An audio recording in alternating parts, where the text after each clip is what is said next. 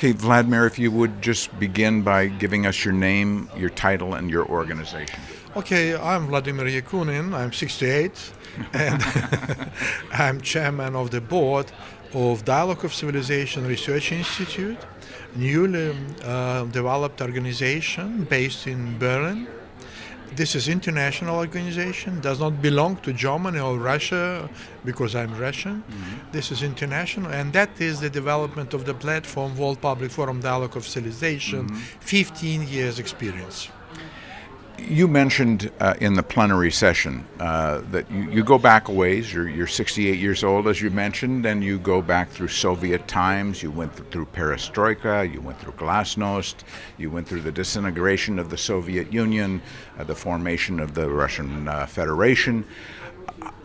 Where are we going as the world evolves? Russia has evolved for so many decades. Where do you see us going as a civilization? Sometimes, jokingly, I'm saying that I'm clinical optimist. This is diagnosis. But I suppose, in every joke we have just a piece of a joke, because mankind is mankind of optimists, because otherwise the world would not sustain as it is now. The question you're asking is very comprehensive, deep, and difficult to answer. Where the civilizations are going? There are always at least two possibilities. Whether we burn out this world in a global clash. This is one option. Some scientists, experts, and politicians are talking about this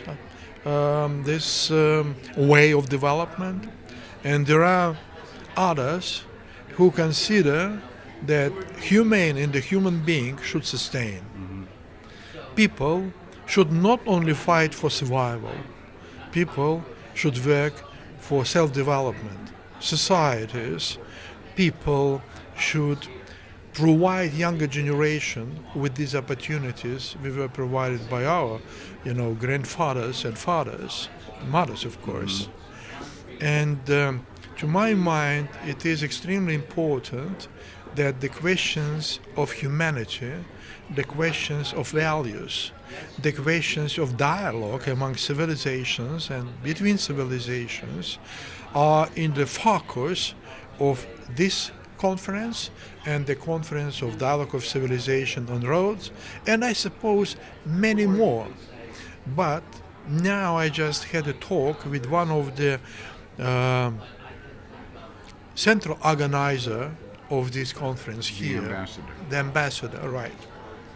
And he mentioned very important thing. He said, listen, we do not know about each other. And the question is why? Whether we are doing something wrong and mass media does not want to introduce these wrongdoings to the public, I guess no. So the reason is different. And if it is different, then we have a big question mark towards mass media. Let me ask you, you come from Russia, I come from America. There has been a rivalry, a power rivalry for many years since World War II. We have the upsurge and the uprising of Chinese leadership. No one seems to want to bring a global peace. No one is seeking dialogue for how we can spend less on arms and more on education and redevelop our infrastructure and create a better society for all of us. Listen, you were absolutely right. You are from Minnesota, I am from St. Petersburg, and we are not fighting. Why? If we were brought up, of course I am a little bit elder than you, but I suppose you experienced the same kind of education as many of my compatriots. Picturesque that Russia, or better to say Soviet Union, this is a challenge, this is a danger, etc., blah, blah, blah. But we are talking, and we have no any kind of emotion, but friendly emotion. So when we are talking that, listen, Americans are considered Russians or Russians consider Americans, this is not true. That is about politics. And I would like to draw the line between politics and between ranks and file and societies. So from this point of view, I would remind that we were, fighting together fascism. And I remember one of the ambassador of the United States of America to Russia told me the story when his father lost his regiment near Elba. And finally, he found himself in the regiments of Red Army. And he finished the war in Red Army. So they have some kind of cult in their family. And I know another guy, he is Jew from Germany, and when we met with him, he's professor, very well-known surgeon, and he said also, listen, we have a cult of Red Army. Why? Because my mother and the parents of my wife were freed from the concentration camp by Soviet army. Right. So listen, I suppose it is only the angle of the view, but we should know there is something more important than the political interest of some kind of elite. That is the interest of the people in peace and sustainable development. The Spirit of Humanity Forum, why is it important? Why did you come? Firstly, because I met one of the organizers, Dr. Gill, and we met at Baku during the session of Alliance of Civilization. But then she heard my statement and I heard her statements. And immediately there was a sparkle, if you know what I mean. We were talking same language. I'm not talking about English, I'm not talking about Russian or Azerbaijani. We were talking same human language. That's why I got interested to come here first time to see with my own eyes what is going on here.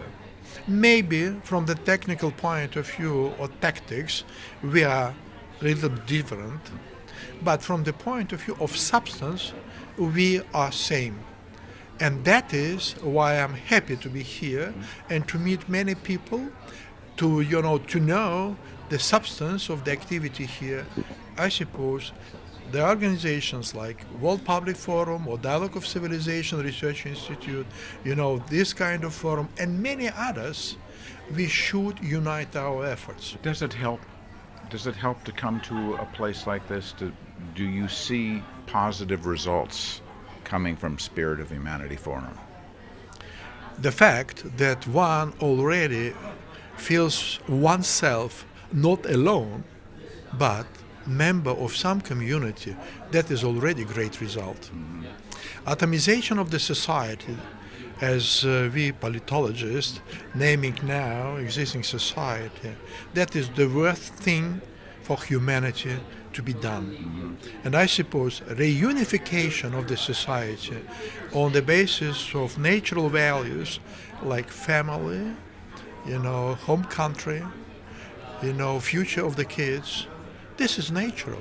And I suppose that will bring us further to protect the peace and sustain the peaceful development. Final question, what message would you like, as you talk to the camera, to get out to the entire world if you had the opportunity?